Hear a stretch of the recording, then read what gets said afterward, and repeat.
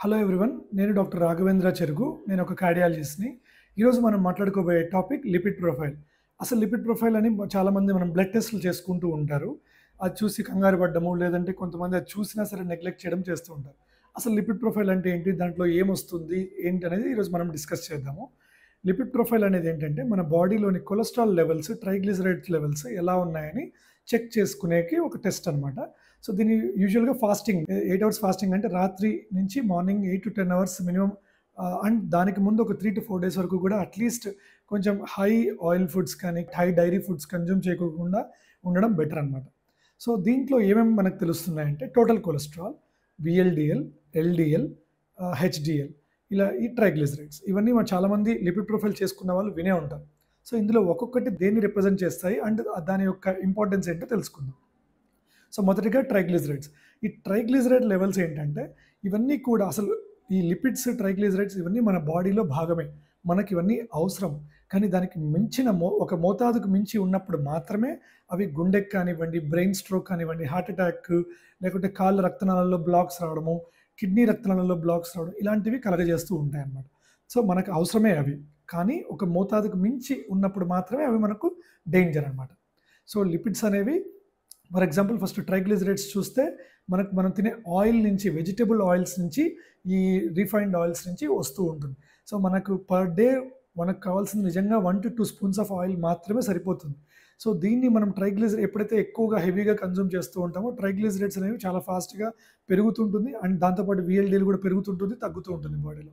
మనం గనక ఫాస్టింగ్‌లో శాంపుల్ ఇవ్వకపోతే ట్రైగ్లిజరైడ్స్ వాల్యూ ఎక్కువగా చూపిస్తూ ఉంటుంది. అండ్ ట్రైగ్లిజరైడ్స్ పెరిగిన వెంటనే చాలామంది మెడిసిన్స్ వాడాలని చూస్తూ ఉంటారు. సో యూజువల్‌గా 400 దాటిన వాళ్ళకి, లెవెల్ 400 దాటిన వాళ్ళకి మాత్రమే మెడిసిన్స్ అడ్వైస్ చేస్తూ ఉంటాము. కొంతమందికి ఆల్రెడీ కొలెస్ట్రాల్ మెడిసిన్ మీద ఉన్నా కూడా హై రిస్క్ ఇండివిడ్యువల్స్‌కి తక్కువలో 250-400 ఉన్నా కూడా మనం అటువంటి వాటికి మెడిసిన్స్ అడ్వైస్ చేస్తూ ఉంటామనమాట. Next LDL cholesterol. ఇది ఒక బ్యాడ్ కొలెస్ట్రాల్. ఇది బాడీలో ఎంత ఎక్కువగా ఉంది అంటే అది గుండె రక్తనాళాలని గట్టిగా పరుస్తూ ఉంటుంది. అక్కడ పోయి కొలెస్ట్రాల్ డిపాజిషన్స్ ఫార్మ్ చేస్తూ ఉంటుంది. దానివల్ల బ్లాక్స్ అనేది ఫార్మ్ అవుతూ ఉంటాయన్నమాట. సో అందుకే ఎల్‌డీఎల్ అనేది ఒక బ్యాడ్ కొలెస్ట్రాల్‌గా మనం చెప్తూ ఉంటాం. ఇది ఎస్పెషల్లీ అనిమల్ ఫ్యాట్ నుంచి కానివ్వండి, మనం తినే ఎక్సెస్ ఫ్యాట్ ఏదైతే ఉంటుందో అదంతా కూడా ఎల్‌డీఎల్ కొలెస్ట్రాల్‌గా కన్వర్ట్ అవుతూ ఉంటుంది. మన బాడీకి మనకి ఎక్సెస్‌గా ఏదైతే అవసరానికి మించి మనం తిన్న ఫ్యాట్ అంతా కూడా ఎల్‌డీఎల్ కొలెస్ట్రాల్ రూపంలో బ్లడ్ లెవెల్‌లో తిరుగుతూ అండ్ కొంచెం ఫ్యాట్ వరకు బాడీలో పొట్ట దగ్గర కానివ్వండి, చేతుల ఆర్మ్స్, అక్కడంతా కూడా డిపాజిట్ అవుతూ ఉంటుందన్నమాట. సో ఈ ఎల్‌డీఎల్ కొలెస్ట్రాల్ గనక షుగర్ ఉన్న వాళ్ళకైతే 180 పైన ఉంటే వాళ్ళకి ఖచ్చితంగా మెడిసిన్స్ అడ్వైస్ చేస్తాము. షుగర్ లేని వాళ్ళకైతే 100-180 మధ్యలో ఉన్నా కూడా టాబ్లెట్స్ వాడాల్సి వస్తుంది.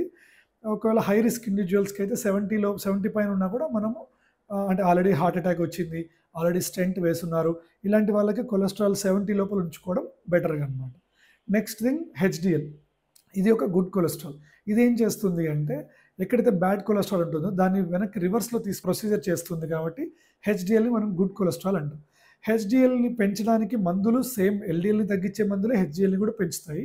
వాటితో పాటు పెంచుకోవడానికి ఎక్సర్సైజ్ అనేది చాలా ఇంపార్టెంట్ అనమాట. ఎక్సర్సైజ్ అనేది మన డబ్ల్యూహెచ్ఓ అండ్ ఏహెచ్ఏ గైడ్‌లైన్స్ ప్రకారం వారానికి మినిమమ్ 150 మినిట్స్ అనేది మోడరేట్ ఎక్సర్సైజ్ చేయగలగాలన్నమాట. ఈ 150 మినిట్స్ అనేది అంటే అందాజుగా 2½ అవర్స్. ఎటువంటి ఎక్సర్సైజ్ చేయాలి? గుండెకి మంచి ఉన్న exercises like swimming, walking, brisk walking and aerobic exercises, yoga ఇలాంటివన్నీ కూడా మనకు ఏరోబిక్ ఎక్సర్సైజెస్ కిందకి వస్తాయి. హార్ట్‌కి మంచి ఎక్సర్సైజెస్ అనమాట.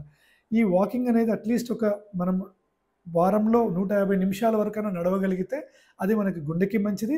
ఈ హెచ్‌డీఎల్ పెరగడము, ఎల్‌డీఎల్ తగ్గడము, దానివల్ల హార్ట్‌కి, బ్రెయిన్‌కి, బీపీకి అన్నిటికి మంచిదనమాట. సో నెక్స్ట్ వీఎల్‌డీఎల్, ట్రైగ్లిజరైడ్స్ 2 ఒకటే. టోటల్ కొలెస్ట్రాల్ అనేది వీఎల్‌డీఎల్ కొలెస్ట్రాల్, హెచ్‌డీఎల్ కొలెస్ట్రాల్, ఎల్‌డీఎల్ కొలెస్ట్రాల్ మూడిటి యొక్క సమ్మే ఈ టోటల్ కొలెస్ట్రాల్. సో ఇలా మనం ఒక లిపిడ్ ప్రొఫైల్ వచ్చినప్పుడు దాన్ని అనలైజ్ చేసుకొని మనకి ఎంత ప్రాబ్లమ్ ఉందో చూసుకొని మందులు అవసరమా లేదా ఎక్స్‌పర్ట్‌ని కన్సల్ట్ చేసి తర్వాత వాడడం అనేది మన హెల్త్‌కి మంచిదన్నమాట. Thank you.